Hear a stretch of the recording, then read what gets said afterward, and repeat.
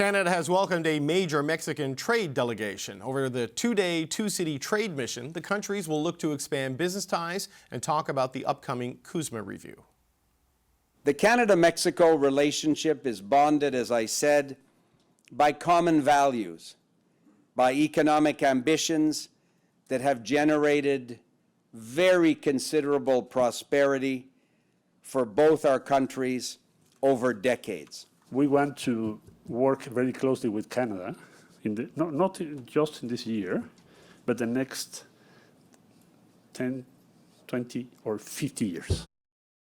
Well, as Canada looks to work more closely with Mexico in the fallout of this trade war, many Canadian provinces and territories continue to retaliate against U.S. tariffs. All but Alberta and Saskatchewan currently ban American booze from their store shelves. And in those places with bans, premiers say it will only be allowed back on when the U.S. drops tariffs on Canadian goods. Now, these boycotts are having an effect on the U.S. spirits industry. The Distilled Spirits Council of the United States says it's seen a 3.5% loss in distillery jobs from September 2024 to September 25. That's nearly 1,000 jobs. The industry has also seen a 63% drop in U.S. spirits exported to Canada. So those are the stats shared by the industry group at a U.S. Trade Committee meeting yesterday. And here to talk about those numbers is the President and CEO of the Distilled Spirits Council of the United States, Chris Swonger. Sir, it's good to see you. Thank you for being here today, sir. Thanks for having me, David, and hello to my friends in Canada. Well, hello to you too, sir. A 63% decline in exports to Canada. I mean, what has that meant for American producers? Have they had to look for other markets, or are they just eating losses?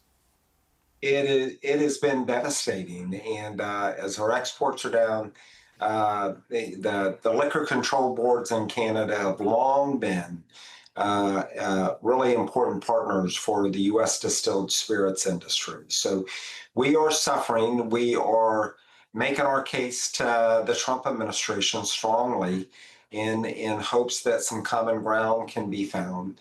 Our poor industry, and when I say our poor industry, the U.S. and Canadian distilled spirits industry is so intertwined closely together with rich history and economic vitality for both.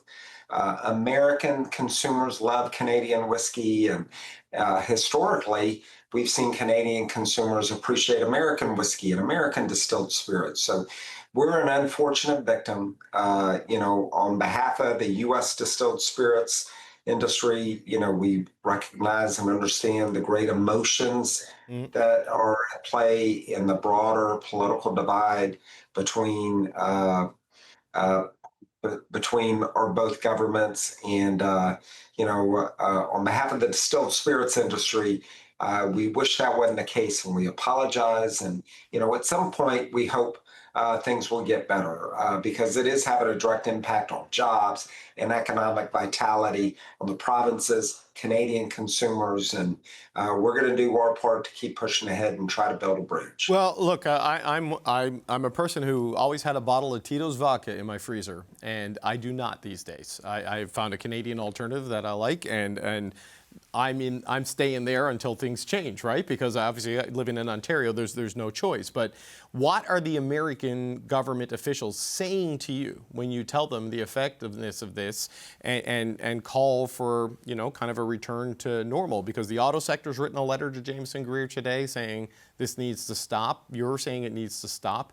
The economic damage of the circular firing squad here is pretty evident in all the data. Like, why don't they seem to see it when you tell them this data? Look, we recognize that the Trump administration is certainly focused on, very, very big, significant issues from their perspective. Our industry, we don't roll left, we don't roll right. We're the cocktail party, and you pour straight. Yeah. Can bring people on different political divides together, and I think our industry can play a role in building that bridge. We have been emphatic. I had the privilege of testifying before USTR hearing just yesterday and just registered the great pain to American distillers. And, we're going to keep at it and doing our part. We work very closely with the Distilled Spirits Council's counterparts in Canada. It's called Spirits Canada.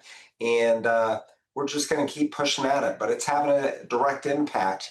And I hope, at some point, there'll be an opportunity for the provinces to reconsider and put American spirits back on the shelves. It's been well over a year. That would be a great olive branch. But I also recognize there are strong views in Canada, and it's related to kind of the broader posturing by the U.S. government. And, this would be a good news story north and south of the border. And, I've heard anecdotally that Canadians aren't visiting the United States as much anymore for tourism and so forth. So we understand the emotions are high, but if you get a Canadian brother and an American sister together at a nice tavern or a nice bar and have a great Canadian whiskey and an American whiskey cocktail, we can break through this tough dynamics that our both governments are in right now. Well, I don't ask this question to sound unsympathetic to like 1,000 Americans losing their jobs. We've had a lot of people in the steel sector, the aluminum sector, the auto sector lose jobs on this side of what a lot of Canadians see as sort of a pointless exercise by the Trump administration, because we've built things together and that's all being disrupted. People are going to look at this and say, you're feeling the pain, and think, good. This is what America needs to go through, so it will come to its senses. And the idea of lifting the liquor bans without any sign of goodwill from the Trump administration, I think would be a tough sell in a lot of the provinces that are sustaining them. No, and I understand that. I've heard from many Canadians, and having the privilege to participate in Canadian media, and I understand the emotions are high. I think the pain is on both sides, depending on the sector, and it's just really unfortunate. I'll say this, we will not waver in terms of our efforts helping the Trump administration understand how vital our trade is. And the Canadian and American hospitality economies have thrived for many, many years, all related to restaurants and bars and the liquor control boards, the revenue that it brings. It's all been an important American-Canadian or Canadian-American success story. And we got to get back to that at some point, and we're going to push hard on this side of the border and work in collaboration with our Canadian distillers as well, having that conversation with the Canadian government officials. Do you wonder, sir, that habits change as different options are removed from the shelves and people find replacements? Someone who may have bought California Red is now buying maybe Spanish Rioja, and they're looking for other things. Are you worried that the consumption habits just don't slingshot back when and if this ever gets resolved? Because if this persists for 3 more years and President Trump shows no signs of shifting on this, what do you think about that?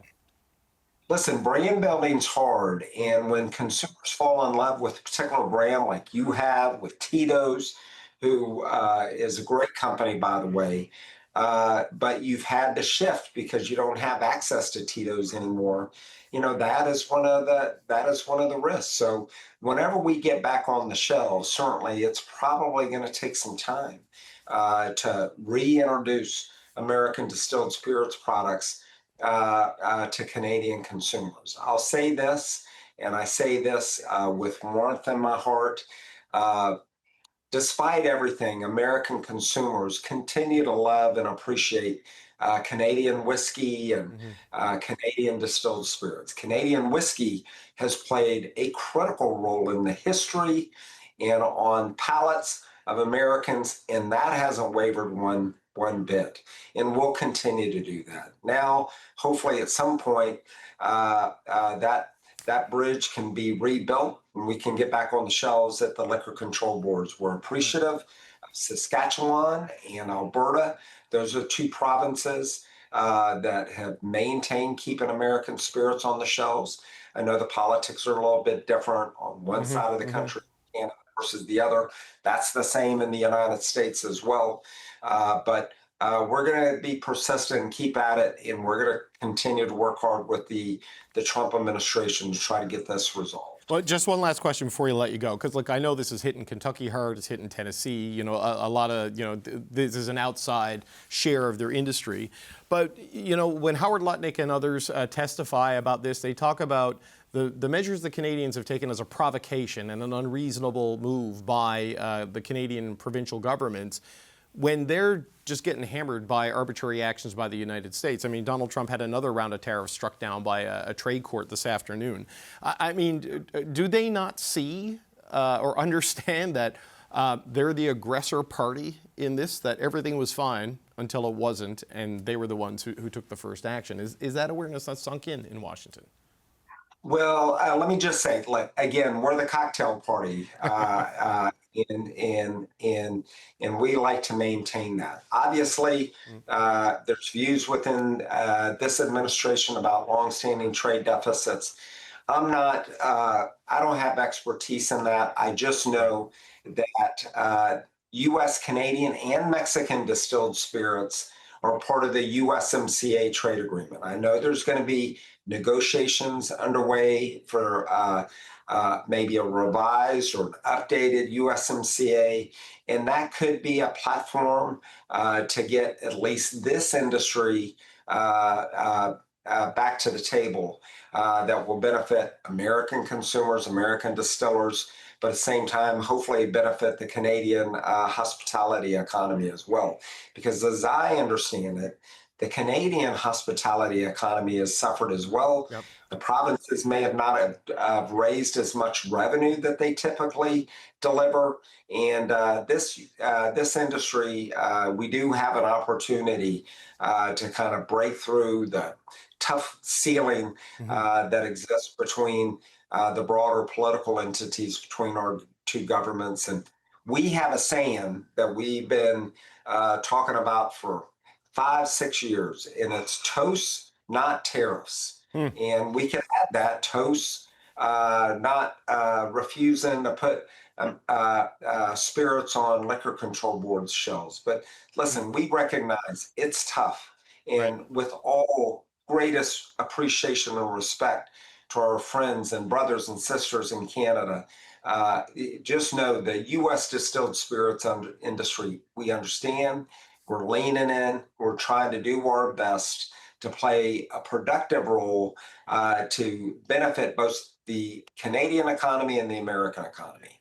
Well, and pallets of consumers on both sides of the border. Well, look, toast, not tariffs. I think a lot of Canadians could drink to that, but we got to get to the no tariffs phase first. Chris Swonger, it's good to meet you, sir, the CEO of the Distilled Spirits Council of the United States. Thank you for your time. Thank you.